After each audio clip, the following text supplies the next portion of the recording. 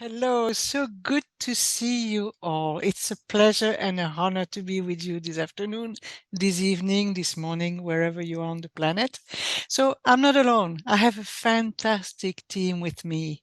So we're going to see progressively, we are going to go to dig into the matter and how to make corporate mentoring programs as successful as possible in the corporation. So Arshad Ali will speak about the link between the mentoring programs and the corporate strategy. Then Felicia will explain the process and how supervision is important inside it. Fisher will explain, deliver the conditions for success, the must be, the must do, must have. Then we'll have a breakout of about 15 minutes so that you can chat. And we'll have Chandana will check some Q&A question. If you have some questions, put them on the chat box, please. We'll answer with pleasure. Then after the breakout of 15 minutes, we'll get back together to share our views in the plenary room. And then we'll go for cases. And we have three wonderful cases. Piotr will come with two corporations in Poland, namely Unilever and Bosch. Then Chanda will explain the BIST project in India that really boosting some startups and young employers in India, and some of them became some millionaires. She will explain you that. And Samira will explain the challenge it is to introduce mentoring program in Morocco. And I just want to draw your attention on the fact that Samira had difficulties to get to her computer because she's in earthquake zone and it was very difficult. So admiration and respect for you, Samira, and all our blessings to your people. So thank you, Felicia, for that little heart. This is so important. So before we start, we would like to know who you are. And I think that's the right time for you, Nicola, to launch a poll. And the poll is, we would like to know who you are. So are you a mentor or a coach? Are you a mentee? Are you a corporate manager, a corporate program manager? Are you a sponsor? Are you a HR of some of all of the above?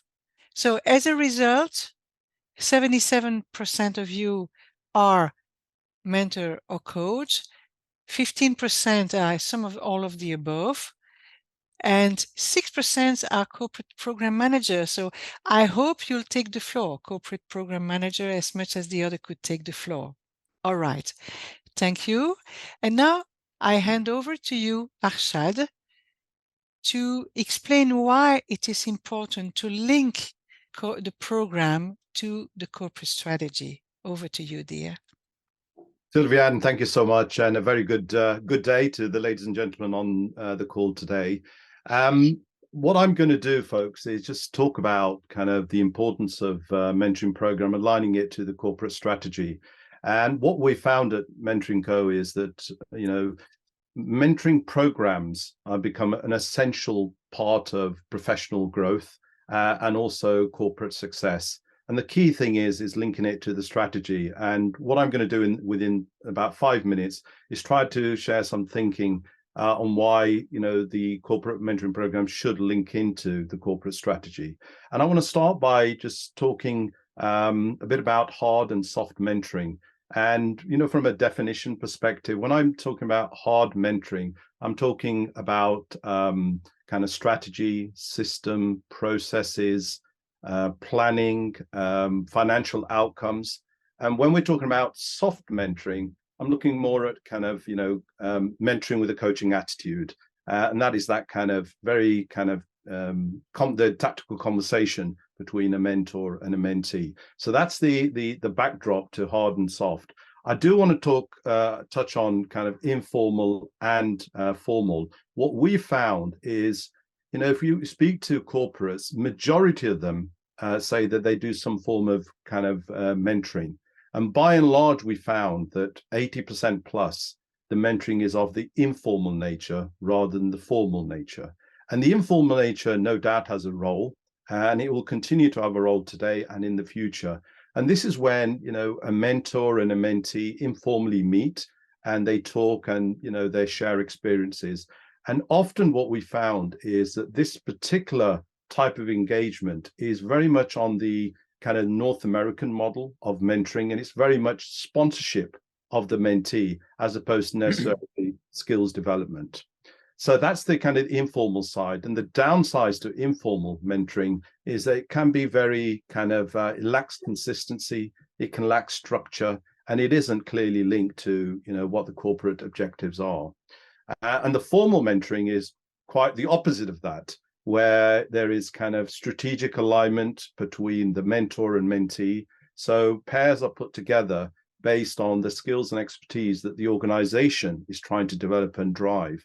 As an example. And the other kind of the benefits of the formal mentoring is that you can actually kind of put a framework that links to the strategy, and it can be measured, it can be supported, and it's aligned to where the organization is driving, for the future. And that actually brings me now back into the alignment to the strategy, because if the mentoring programs are not aligned to the corporate strategy, then the risk is that there's all this activity going on, and perhaps the mentor and mentee are benefiting from the interaction, but there's a huge miss there where the organization is not gaining from that particular interaction. So that is why we believe that linking the mentor conversations to the corporate strategy is really important. And from a strategy perspective, there are kind of, broadly speaking, three levels. It's the corporate strategy, where it's more around the purpose of the organization. Then there's the business strategy. That's the next level down, which is around how the organization kind of aligns its resources to drive competitiveness.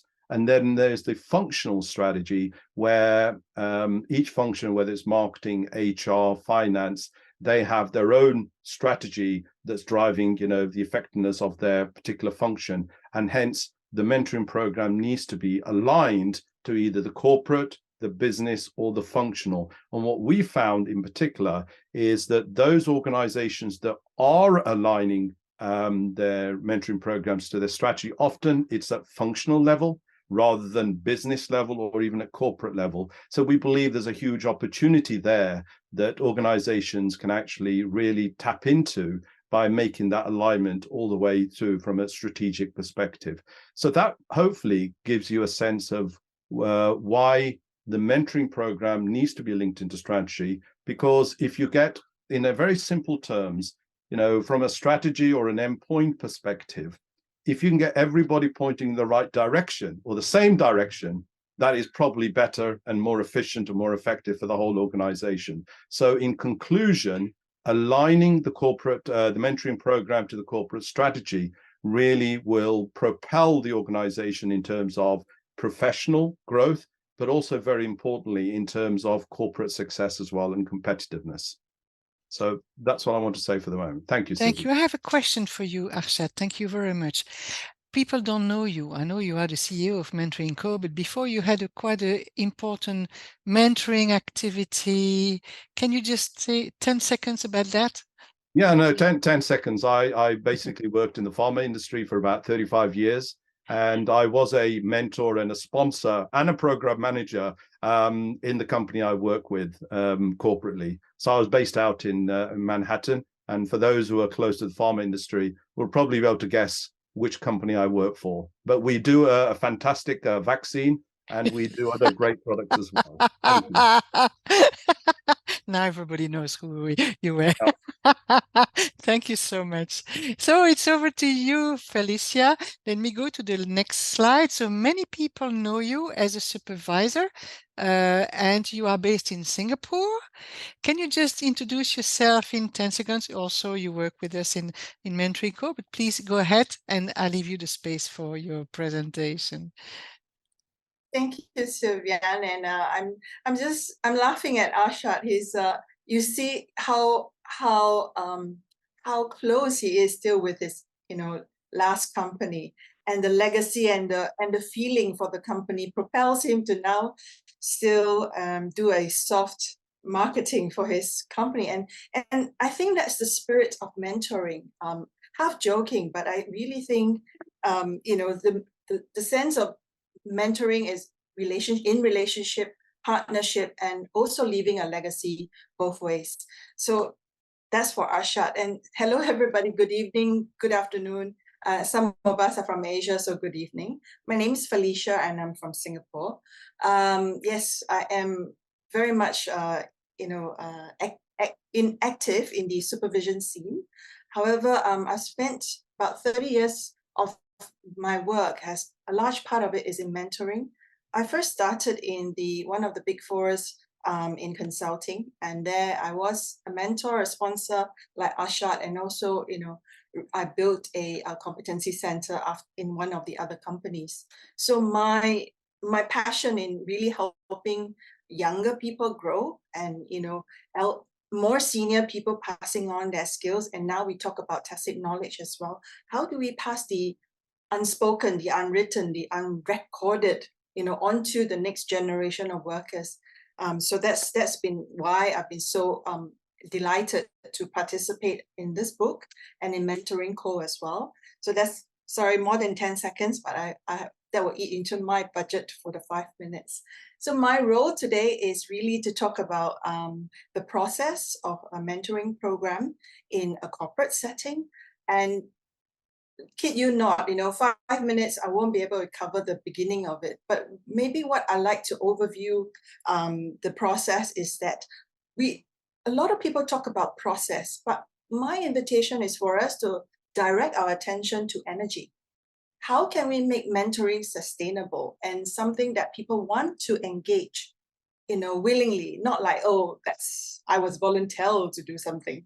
So that feeling and that participation energy is very different. And this process, really what it wants to do is to engage the different levels of the business of the organization. And when I say business and organization, because I've seen it done in nonprofits as well. So, every level of the organization, we need to start to direct and focus the energy to really do what we call good, useful mentoring, and people understanding what their roles are in mentoring. So directing focus, linking to strategy, as what Asha has just talked about. Then we establish the framework where, what are the governance? How do people show up and be a mentor? How do we know what a successful mentoring look like? So those are some of the establishing framework stuff. There's a lot more to it, but that's enough for now. Then we move into activating mentoring, which is, classically we talk about matching, training mentors, making sure they have the right chemistry to work with each other, making, that they are able to form partnership in learning. I think I want to emphasize the partnership in learning, because sometimes in traditional mentoring, they feel like that, the mentors are having to tell them everything, and the mentors are feeling like they're responsible for their mentees. Now, that kind of energetic imbalance would not work and be sustainable for a prolonged period of time unless both are getting something out of that learning partnership relationship. Then, that in itself is sustainable in terms of the energy. And one of the things that we recently have been talking a lot about in Mentoring Co is about tacit knowledge management and extraction. Things that, how do people know that they can do this quite quickly and quite intuitively, that is not recorded in the SOPs? What are some of these things that make people really happy and successful in their role?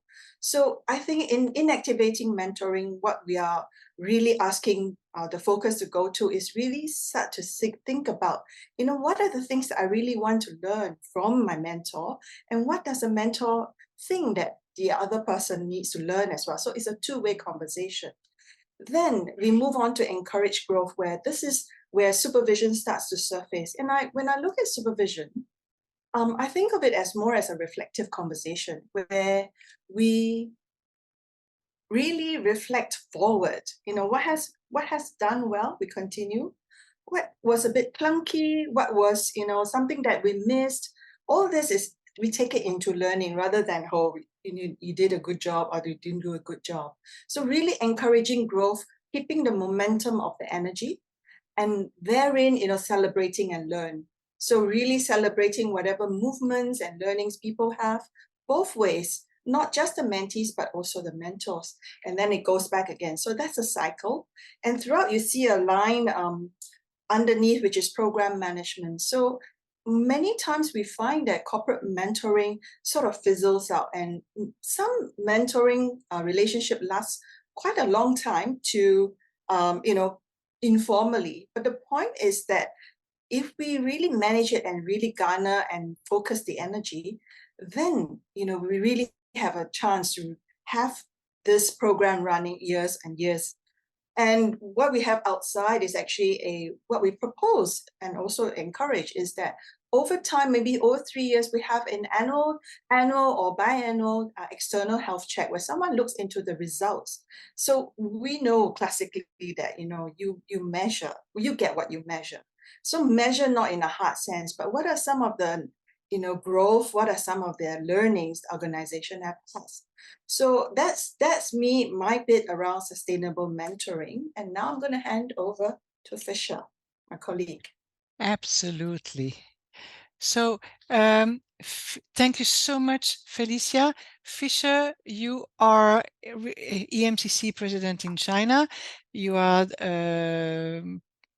the CEO of Mentoring Co in China, and you are also now co-presiding. You're Secretary General of GoTKM for the global think tank on tacit knowledge management.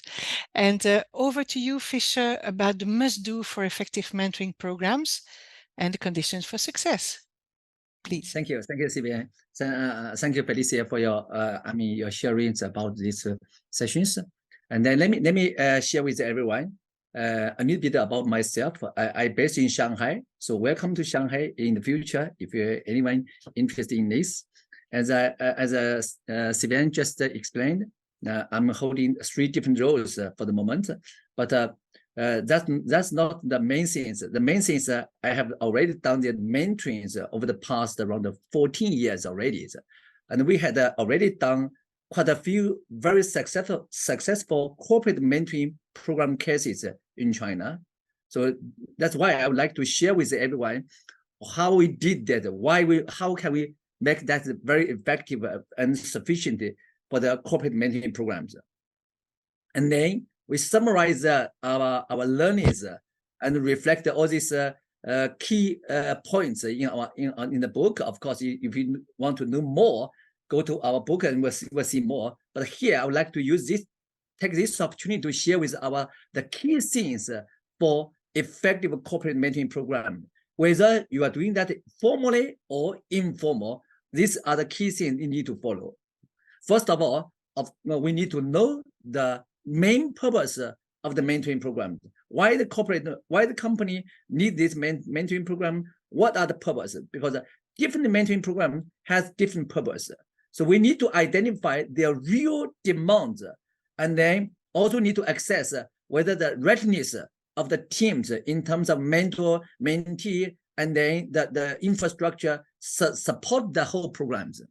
And then afterwards, we will discuss with the line managers, with the senior managers, and then try to see whether we will try to co-develop a kind of master plan for the effective program, mentoring program. Without the master program, nothing happened.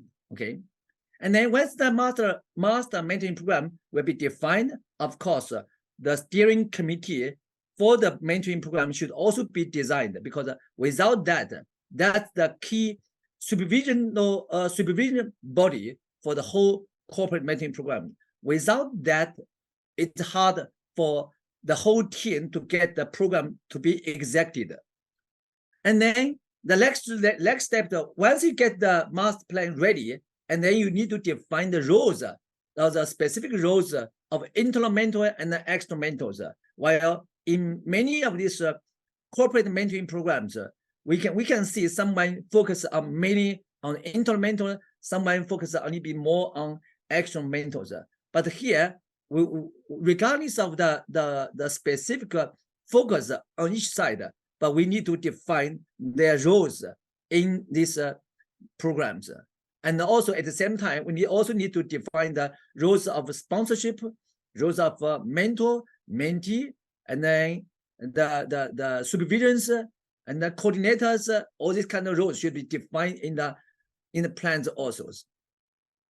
And once this is ready, we should announce the good news to the public, to the inside the organizations, because in many cases, the companies did this mentoring program. They select a few people to be the mentor and select the other few people to be the mentee, and then do the matches. Usually, it doesn't work because these people are assigned to the project. Maybe some of them don't have this kind of intention to participate in the programs. Then it may create a lot of very bad experience for them in the end. So in this case, when we are doing the mentoring program, better you just try to announce the news, say we are going to recruit that, and people volunteer to register by themselves into the programs, and then so in the end does not mean that they register, they do the registration, you admit them, does not that. So the final selection has to be done by the company, the team leader themselves. So in this case, we can ensure everyone in the team are voluntary to join in, rather than someone assign them or force them to join the programs. So this will maintain the high spiritual, self-commitment for the whole programs. And then afterward, we'll try to select the readiness of the mentors, and then do the match. The right match of the mentoring program is so critical, because sometimes you do the mismatch of the mentor and mentee, and then you will create the mess for the whole program. Of course, this is not enough, because many of the mentors, mentee, the managers, supervisions, or different roles, many of them did not receive the right training of the program, and they didn't know how to move on. That's why many of these corporate mentoring programs, the informal programs, don't work so well, because they may just work as a kind of the platform for the people to get in more close contact with the other people informally, without any specific goal settings. That may create a lot of problems. And even in that case, people are not trained. They can just do the whole mentoring program as they wish. So it's not regulated, and it's not, you do not give them the right skill set. So in that case, they just do everything in their own. And then also, we also see that in many companies, people thought, especially some of the senior people thought they are the leader and thought they will be the mentor automatically. No, that's not right. So they should get the right training before they move on to their roles. So of course, this is not enough. Once we get all these trainings, we should define the goals for the whole mentoring program, and then monitor the whole progress for the mentoring programs. And then even we may try to review and do the reflection of the whole program, and see some of the procedures or plan need to be corrected or modified, somehow like that. And then so this something I think this is so critical. On the other side, I mean, sometimes we see the mentors, when they do the mentoring program, they feel a lot of problems, and then they may be desperate in achieving the goals and so on. They may face so many issues. So in this case, you need supervision in it.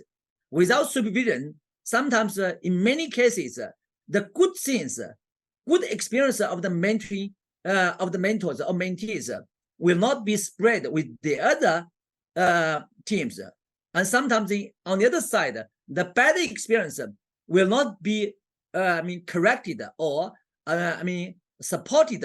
So in that case, so this program may create a lot of problems if there's no supervision. So supervision is one of the key roles in effective corporate mentoring programs. Of course, in the end, our main purpose for the whole programs, we are going to replicate and accelerate the talent development of the company, of the organization. So in the end, the periodic review is necessary.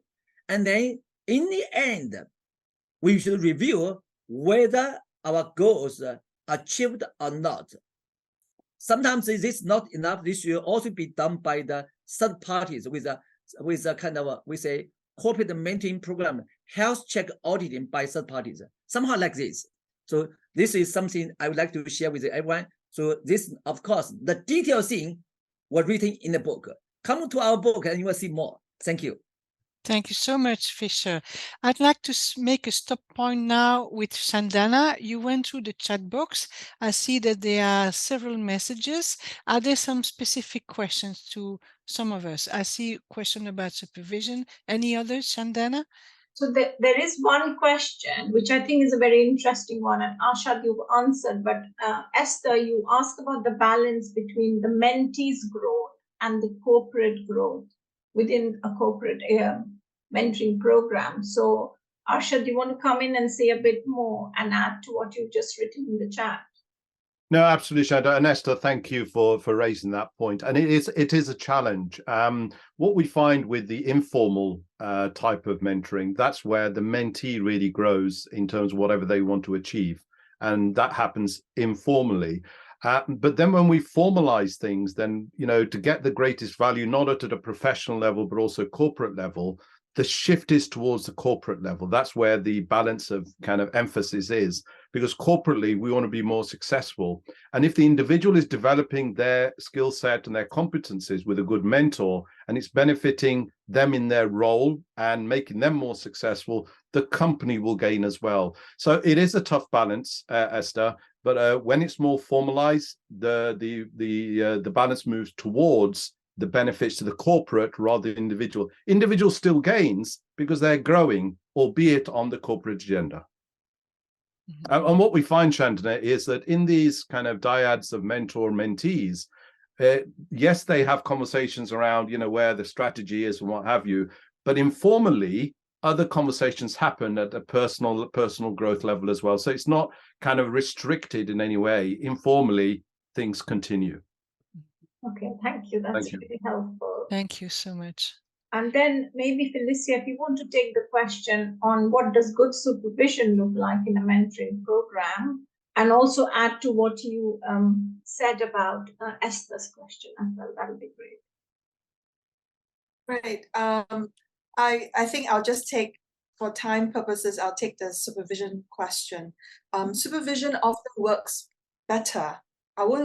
I stay away from saying good or bad supervision. Supervision is reflections of what's going on well, what we need to celebrate, and also what needs to be attended to. So I think in a way I spoke to Esther around multi-stakeholders.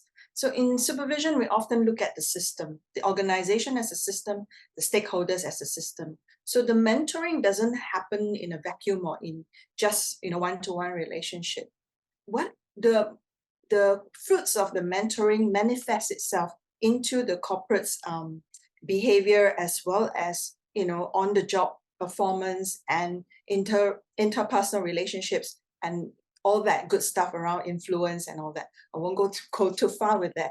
But the point is that, you know, once we're able to articulate exactly what will be useful and helpful for you right now in your role and your vision for the next 3 years, whatever the conversation is, the contract in which we agree on, then we'll continue to look at that. You know, you benefit, your role benefits, your organization benefits. All three must have some benefits in this setup. And that's why I talk about sustainable mentoring, because if I feel like I'm being mentored for the good of my role, great. But, you know, that doesn't last too long, really, because I will outgrow my current job. Yeah, so Chandana, that's my quick response. Right. There's one other question from Archana asking about what is the criteria for right match. Who would like to pick this up from our panel of authors? In fact, Okay. Let me quickly answer that, because for time purposes, I'd like to have a quick answer. This is a discussion that we have with Fisher. Will you put a monkey with a monkey or a monkey with a pig? You know, it was Fisher's analogy. We can have different opinions. I think that monkey being to the monkey, having the same world can pass a lot of knowledge and tacit knowledge. That is the experience, the wisdom linked to the job. Yes. And on the other hand, a pig could be quite interesting to what a monkey can bring because it's another world. So I think there is no specific answer to that. It needs to be based on experience. It works well monkey to monkey when you are functional. For instance, two communicators together, two logistic people together, it makes sense. But in general management, I leave the question open to you. Agree with that, Fisher? 10 seconds? Yeah. 10 seconds. Yeah, you are right. Yes, you are right. And also on the other side, it really depends on the purpose of the mentoring programs. If the purpose just to the knowledge transfer, then monkey to monkeys. Otherwise, if they belong to the a little bit more comprehensive learnings and enlarge their visions and so on, then it's a blended match also works. Thank you so much. We want to save time. You know why? Because we are in a dialogue and we have breakout rooms for you. And we like to ask you questions so that you can also network and share your views. So we have two questions for you. What's in it for me so far? So the first question, what is your positive experience with corporate mentoring programs? And how does that relate to what you heard right now? The second question, which are the biggest challenges or obstacles to implementing corporate mentoring programs, and how do you address them? So you have a little bit less than 15 minutes in a total to bring back to us with some answers. And the best way is to put them on the chat box, and then we'll see how we pick up some answers to share with the plenary room. So have fun, happy discovery, network well, and well, enjoy. So I hope that you had a great time and great sharing. And if you want to put your findings in the chat box, feel most welcome. And we'll select a few if you want to. Go ahead, Michael. 1 minute. Okay. So a lot resonated from what was presented earlier in terms of the success factors for mentoring. In terms of a positive experience, we felt this is an extremely cost-effective way to develop leaders at all levels. We had many positive experiences, some of them being both mentors and mentees in our career. And what was really instrumental in kind of managing that was the mandate and the visibility from the top. Without that, it struggles to get traction in the organization. So how you position it. There is something about psychological safety and sensitivity to cultures. You cannot roll out a mentoring program in Europe the same way you do it in Asia or in the US. It would work out completely differently. You need different kind of support mechanism. And, overall, it's also about momentum, keeping the momentum beyond, the finishing line. So how do you manage then to enable people to keep growing? Because they might have then expectations about career, etc. Managing this early on, and then follow up with, applying the learning, etc. That's it in a nutshell. Wonderful, absolutely wonderful. Somebody want to pop up? Jean here. I'm happy to please speak. Go ahead, Jane. Please. So we neither of us in our breakout room had got a positive experience of a corporate mentoring program to evidence, really. But talking about the challenges, as an external sort of coach or mentor going into an organisation, I think for a corporate program, the match of your values and the company values for me is a really important part. That if company values are very different than your own, you are really going, I believe you're really going to struggle with, sort of mentoring somebody in a company, for example, who doesn't value their people. Mm-hmm. And that money is the top line, really. So that was the main sort of part of our discussion.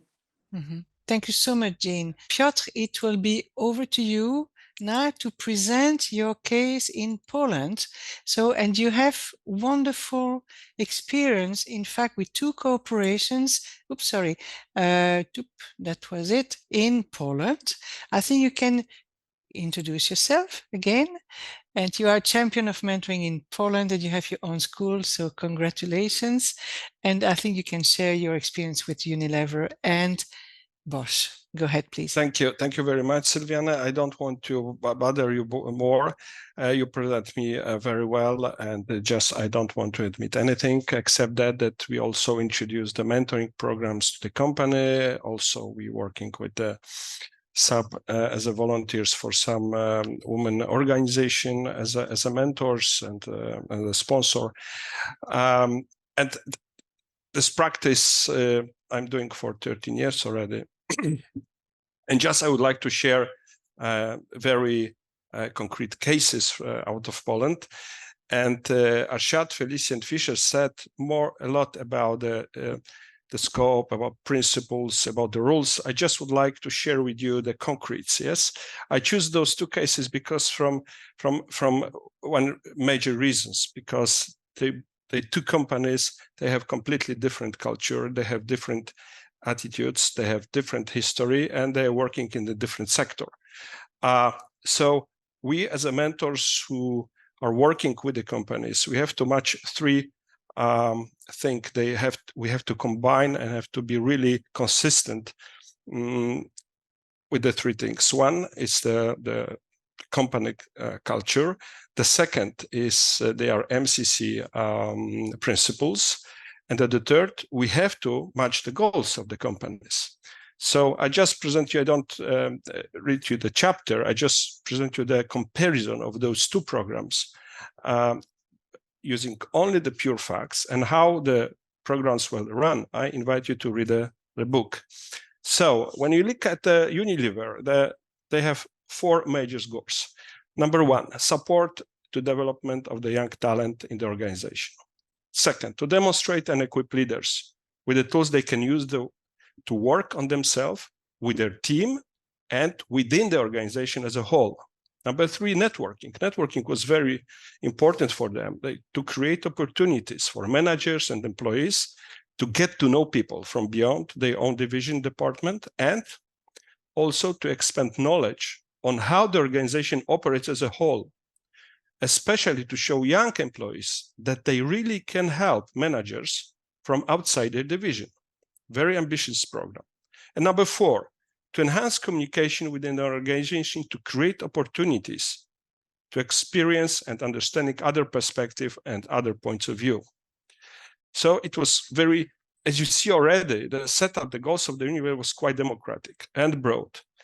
By the way, in Bosch, we have 7 major points: integration and transfer of knowledge and experience among departments. So we see the silos. Number 2, building talent with the company. 3, increase innovation and discover innovation. Number 4, better use of the unique talents of the mentees and mentors. Number 5, acquisition by the mentors of new leadership skills, and also to teach them how they can develop autonomy and initiative among their employees. And number 6, implementation of the best practice in their departments or other departments for the whole companies. Let's look how the programs well set. First of all, they have different approach. The Unilever, it was coming from the global organization to the local. However, we create completely different local program that they use globally. The Bosch was just a local. The sponsor was also different. While at Unilever, the sponsor of the program, it was the inclusion, the diversity team of Unilever in Poland. It was teams of the 10 young, very enthusiastic people. While in Bosch, it was CEO and HR director of Bosch. The mentors in the both programs, they were volunteers, but while in Unilever, the positions were available for everyone from the middle and higher management level, then it was the limited access in the Bosch only for members of management boards of the Bosch. So very high seniority. The mentees, also for Unilever, it was free access for every employee worked at Unilever for a minimum 12 months, while for the Bosch, it was the limited to the most talented employees out from low and the middle management. The length of the program was 8 months. And in the both program, we introduced the supervision, was completely new for them, individual supervision. And additionally, for Unilever also, we add to intervision. Also was different, the supporting program. We trained them in a different way. At Unilever, we have additional 4 hours workshop for mentors and 4 hours workshop for mentees, as Fisher mentioned this. While for Bosch, only, but very significant, 4 mastermind groups for mentors, 3 hours each every 6 weeks. Why it's like that? Because as you see, we have completely different size of the program. At Unilever, we have 32 pairs, while in the Bosch, only 6.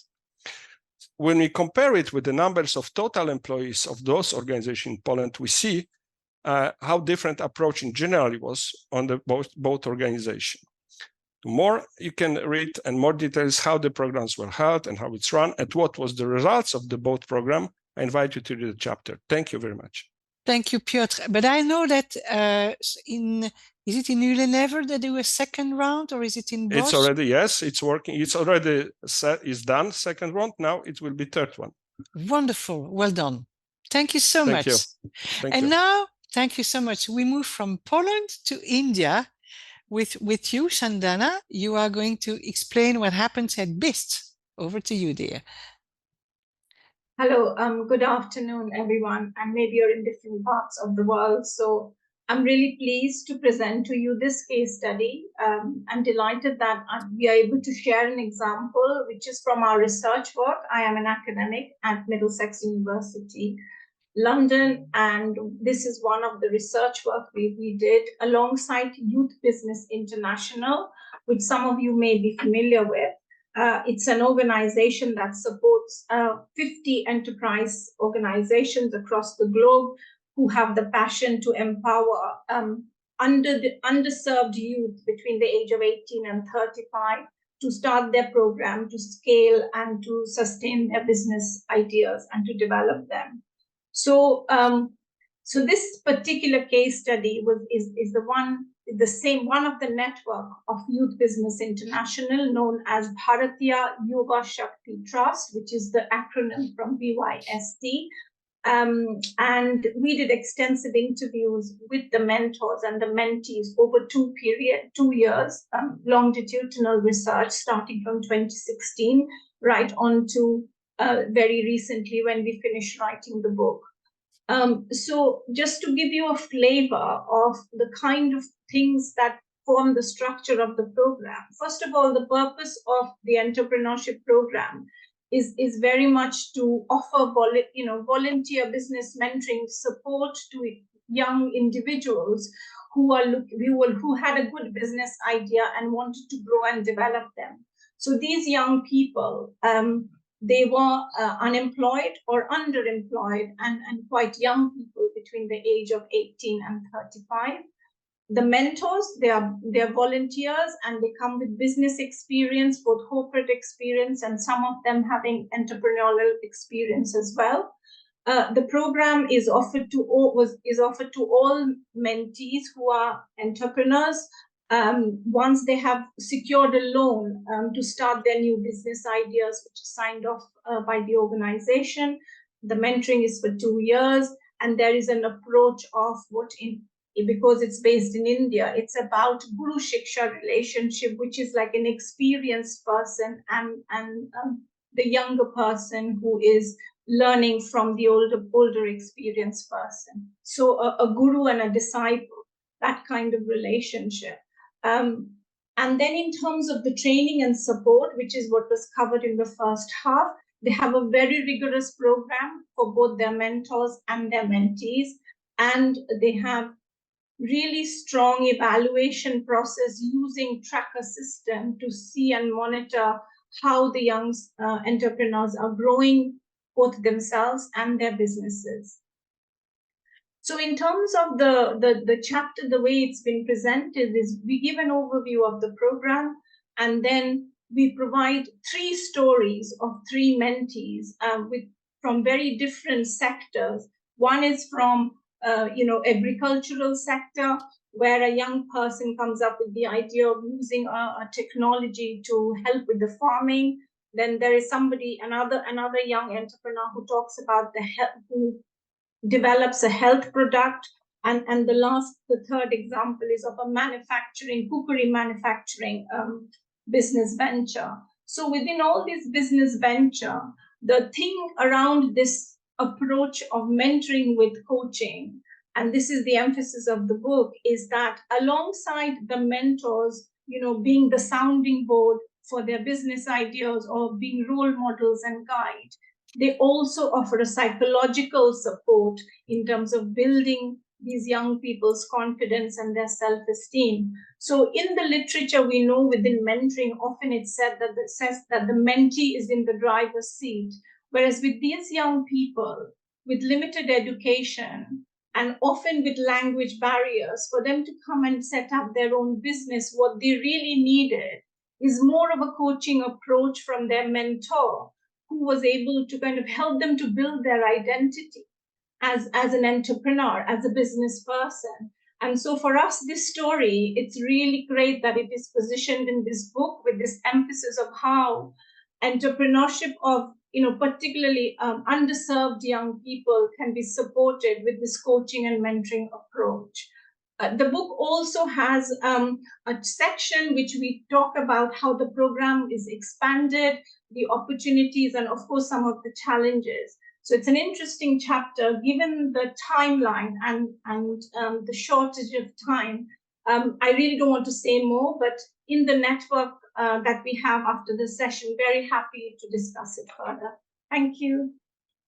Thank you. And you know what's fantastic, Chandana, is to know that from unemployed to company owners is fantastic, really. Now, I would like to give the floor to Samira. And again, congratulations to you, Samira, to be with you today, with us today, knowing that the earthquake really impacted your methods of working. It was hard for you to find a computer, just simply that.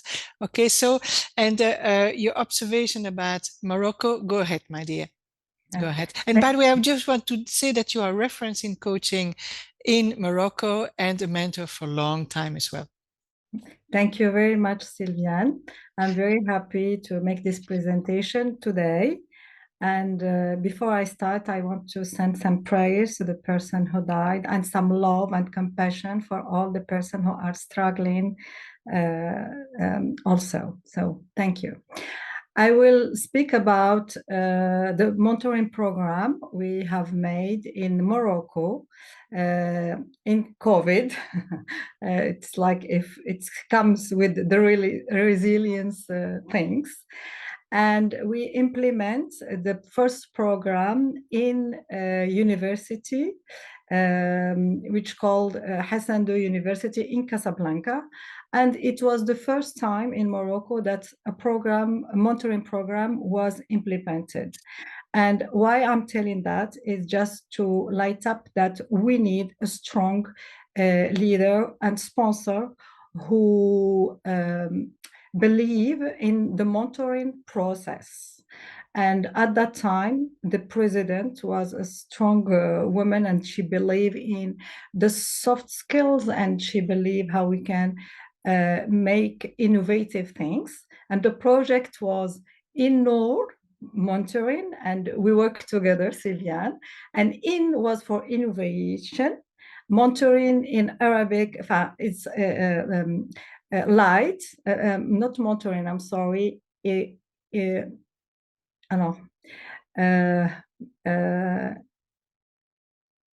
name of the project was Noor mentoring. The Noor, yeah, the Noor. Noor is the light. So and mentoring. So we wanted to light up those doctorants, because the beneficiaries were doctorant students, and it was the opportunity to make an ecosystem, because we ask in this program the doctorand, after having those webinars and this work together, to be a mentor for the student. So we create an ecosystem of it, and 80 doctorand has involved in the program.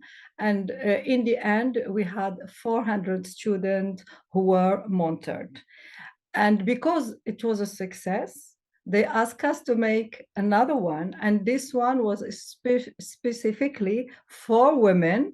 And we called it Women Mentoring Women for Success. And we had the first step. The second one, we are still making the third part.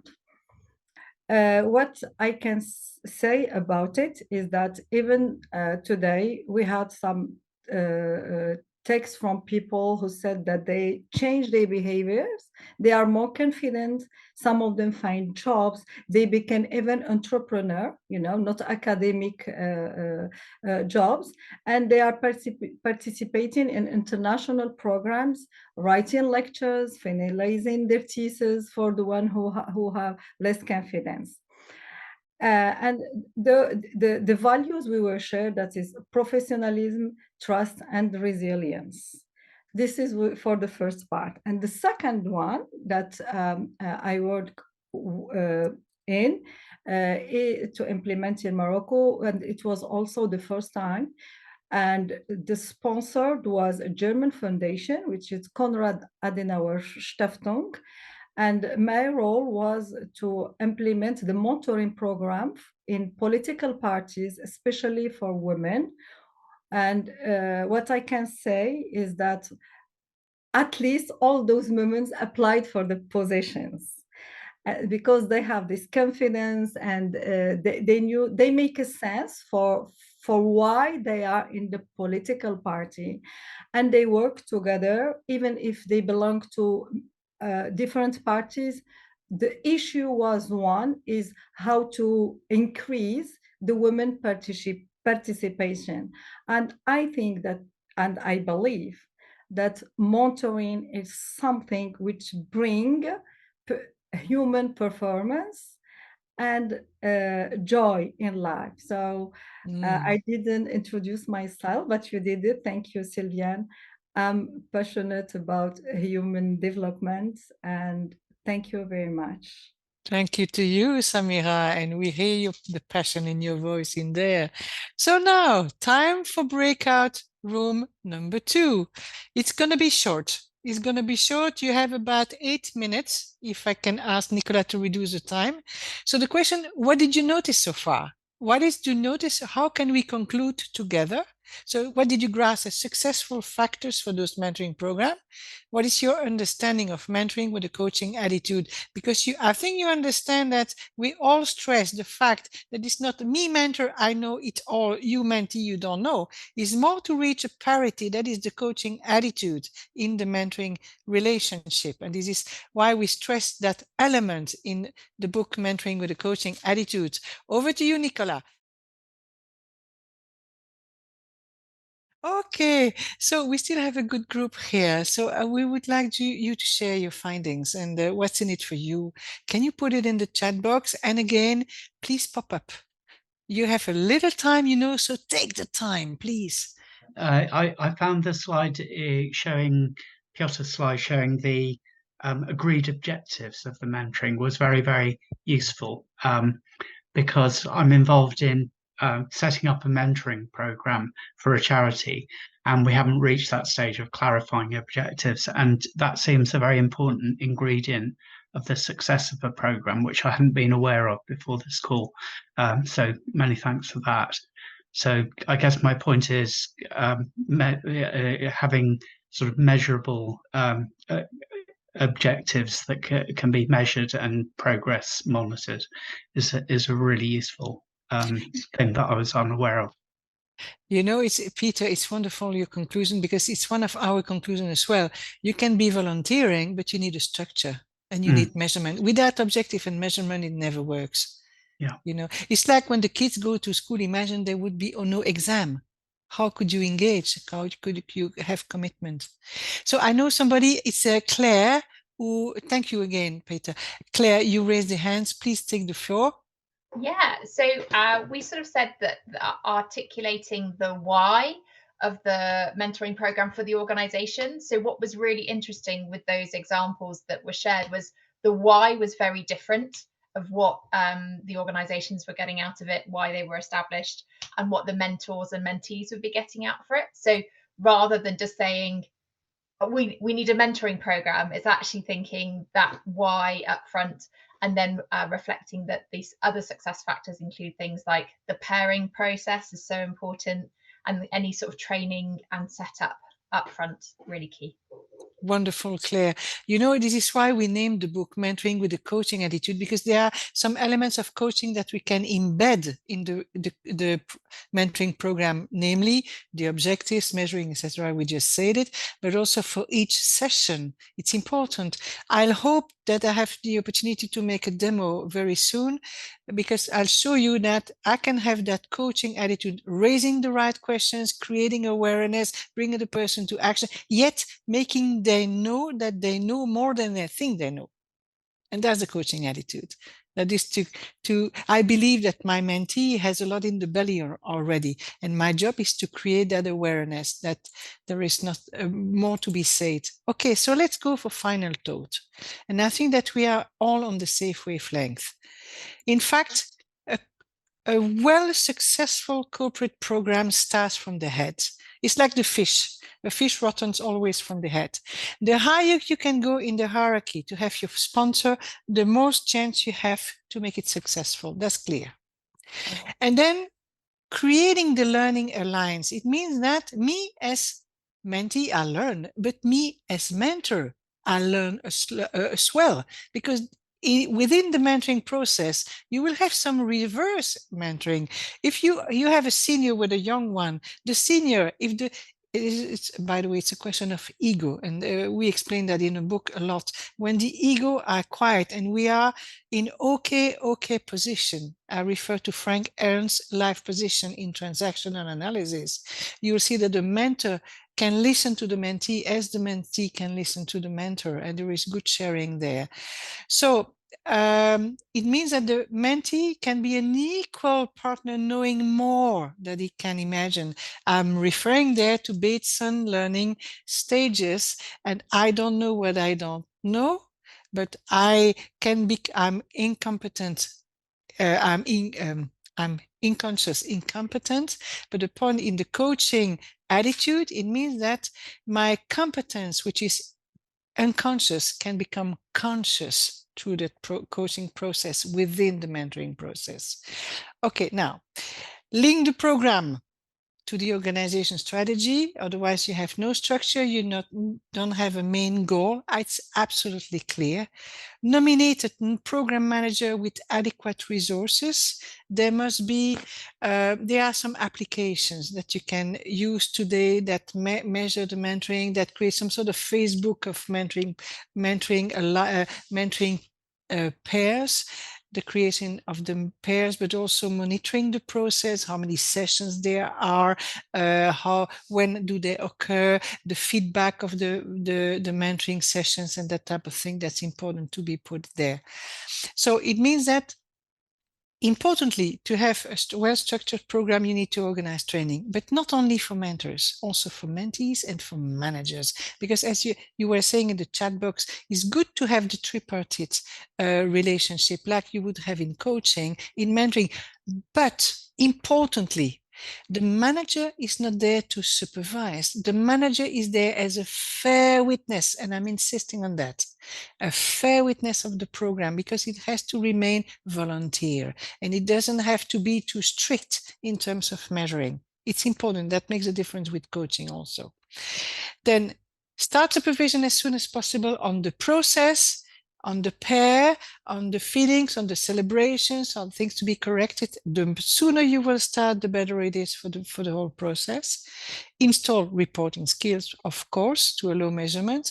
And communication is of paramount importance. It must be occurring everywhere, you know, inside the corporations. And it's important if you can create a case analysis between pairs, or the stories, or what did I learn, what made me grow thanks to that mentoring program. Then you create the seeds for the next mentoring program. And then you have those case analysis and those celebrations for success that will be creating a sustainable mentoring program, and then celebrate success. It's so important to have those events. You can have a starting events, but it's important, Peter, in your organization, celebrate, creating a closing event so that people can celebrate all together, and that creates a continuum. You start from a momentum and you go to a continuum, and then you can create sustainability. All right. So I'm checking the time. I think it's the right time for you to get into the networking sessions. I realized that I didn't introduce myself. And that's the funny part of it. So, well, I'm a mentor for 40 years and more now. I'm getting old, but I hope I don't look my age. But I'm also a pioneer of coaching in Belgium. I'm based between Brussels and Waterloo. And I'm also now, I'm a learning director at Mentoring Co, but I'm the president of the very new GoTKM, a non-for-profit, which is the global think tank for organization tacit knowledge management. And we hope to see you again. Thank you so much for your participation. I'll let you go. And again, Nicola, thank you so much for the facilitation. I stop sharing my screen. Back to you, Nicola. Oh, wonderful. Sylviane, and everybody, thank you so much. I mean, the authors of the book, I can't wait to get my copy, to be honest. I've ordered it while we've been talking. I'm really interested though, Sylviane, just as a last question to you, what are you yourself taking from this session? We've had some really great interaction from everybody in the chat and then engaged in the conversations afterwards. But what sticks in your mind from the session? Thanks for asking that question, Nicola. I appreciate it. In fact, what I appreciate is the added value you get from EMCC collective intelligence. So everybody is bringing it's a dialogue, as you name it, GPS dialogue. We grow together. So you learned, I learned as well. We shared a lot in the chat room. There is a lot of added value there. And for that, I'm very grateful. I'm also grateful to the team today and the co-author of the book. It's such a great team. And I feel like in a family, so it's a family with the book, family with EMCC. And I'm proud to be part of that family. And I hope it is the same for you, all participants. Thanks you so much for attending today. It was fantastic. Oh, Sylviane, everybody, thank you. It's been delightful to have you at this EMCC Global GPS Dialogue, and big EMCC thank you to you all.